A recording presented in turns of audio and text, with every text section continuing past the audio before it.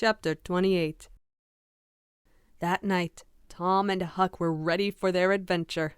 They hung about the neighborhood of the tavern until after 9, one watching the alley at a distance and the other the tavern door. Nobody entered the alley or left it. Nobody resembling the Spaniard entered or left the tavern door. The night promised to be a fair one, so Tom went home with the understanding that if a considerable degree of darkness came on, Huck was to come and meow, whereupon he would slip out and try the keys. But the night remained clear, and Huck closed his watch and retired to bed in an empty sugar hogshead about 12. Tuesday, the boys had the same ill luck, also Wednesday. But Thursday night promised better. Tom slipped out in good season with his aunt's old tin lantern and a large towel to blindfold it with. He hid the lantern in Huck's sugar hogshead, and the watch began. An hour before midnight, the tavern closed up, and its lights, the only ones thereabouts, were put out. No Spaniard had been seen.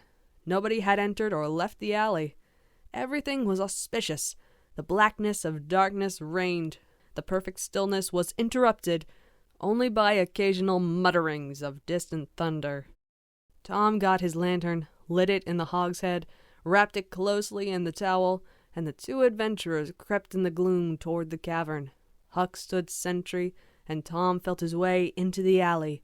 Then there was a season of waiting anxiety that weighed upon Huck's spirits like a mountain. He began to wish he could see a flash from the lantern. It would frighten him, but it would at least tell him that Tom was alive yet.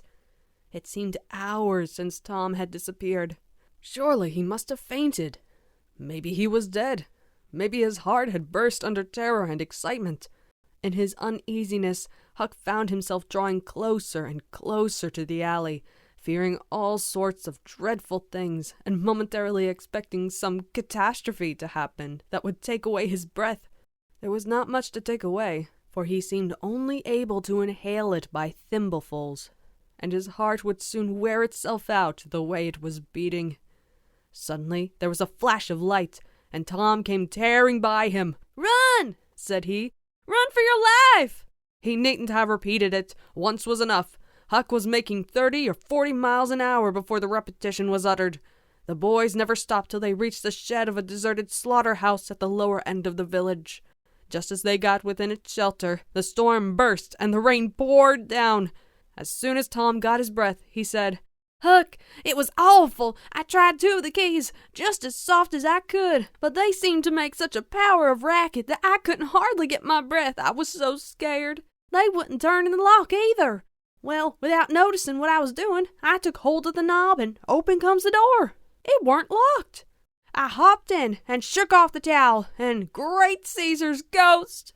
What'd you see, Tom?" "Huck, I almost stepped onto Injun Joe's hand." "No!" "Yes! He was lying there sound asleep on the floor with his old patch on his eye and his arms spread out." "Lordy, what did you do? Did he wake up?" "No, he never budged. Drunk, I reckon. I just grabbed that towel and started." "I'd never have thought of the towel, I bet." "Well, I would. My aunt would make me mighty sick if I lost it." "Say, Tom, did you see that box?" "Huck, I didn't wait to look around. I didn't see the box. I didn't see the cross.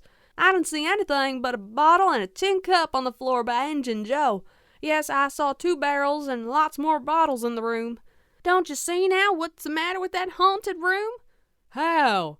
"Why, it's haunted with whiskey. Maybe all the temperance taverns have a haunted room, hey, Huck?" "Well, I reckon maybe that's so. Who'd have thought such a thing? But say, Tom, now's a mighty good time to get that box if Injun Joe's drunk." "It is that. You try it." Huck shuddered. "Well, no, I reckon not." "And I reckon not, Huck. Only 1 bottle alongside Injun Joe ain't enough. If there been 3, he'd be drunk enough, and I'd do it." There was a long pause for reflection, and then Tom said, "Looky here, Huck. Let's not try that thing any more till we know Injun Joe's not in there. It's too scary. Now, if we watch every night, we'll be dead sure to see him go out some time or other, and then we'll snatch that box quicker'n lightning." Well, I'm agreed.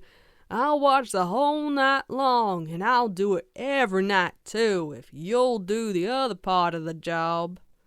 All right, I will. All you got to do is trot up Hooper Street a block and meow. And if I'm asleep, you throw some gravel at the window, and that'll fetch me. Agreed, and good as wheat. Now, Huck, the storm's over, and I'll go home. It'll begin to be daylight in a couple of hours. You go back and watch that lawn, will you? I said I would, Tom, and I will. I'll haunt that tavern every night for a year. I'll sleep all day, and I'll stand watch all night. That's all right. Now where you going to sleep? In Ben Rogers' hayloft. He lets me, and so does his pap's man, Uncle Jake. I tote water for Uncle Jake whenever he wants me to.